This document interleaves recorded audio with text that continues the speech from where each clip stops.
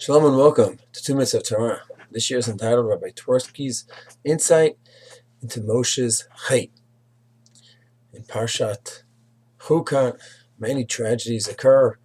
Death of Miriam, death of Aaron, the Myers Rav Moshe responded incorrectly, just not sure exactly what happened regarding the water, the rock.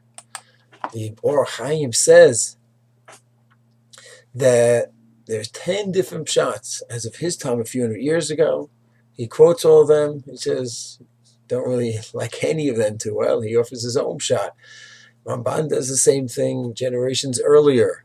Everyone is dealing with this approach, this Shiloh, the crisis. Moshe Rabbeinu, what happened? What happened to Moshe Rabbeinu? What did he do wrong? And why the punishment? What a severe punishment. He hit the rock, he talked to the rock, he's angry, called them rebels. The punishment, the crime.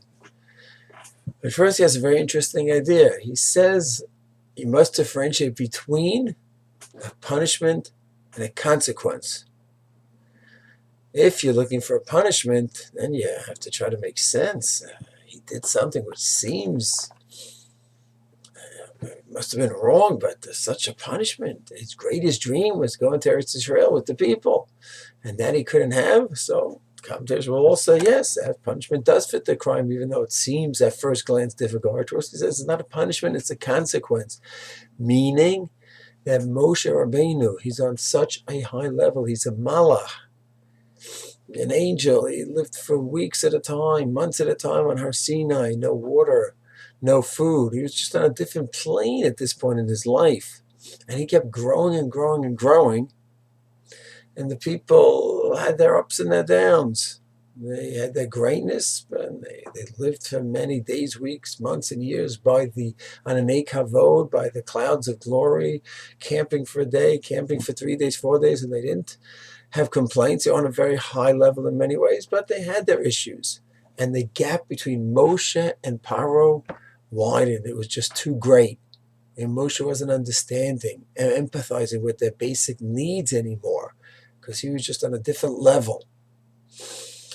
And Hashem said to Moshe, once you're on this level where they're asking for water, and they didn't ask appropriately, they asked inappropriately, and they whined.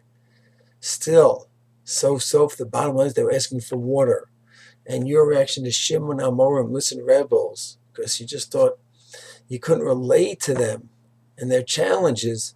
Hashem said, Moshe, you're just not at a level where you could empathize and understand the people. Your greatness, your spirituality has caused a gap between you and them. And therefore, it's not a question, well, I'm going to punish you because you did this. It's just, Moshe just cannot continue the leadership. And therefore, he could not go ahead and be the one who led them into Eretz Yisrael. That's Rabbi Twerski's pshat. It's a fascinating idea. One has to look and read through the psukim and see if it fits into the pasuk. And of course, everyone who offers a pshat has to analyze where Aaron fits into this. What did he do? But that's not a question only of Rabbi Twerski. It's a question on everyone to make sure the pshat fits into the psukim and to see how Aaron fits in. But it's another discussion. Totally. Shalom.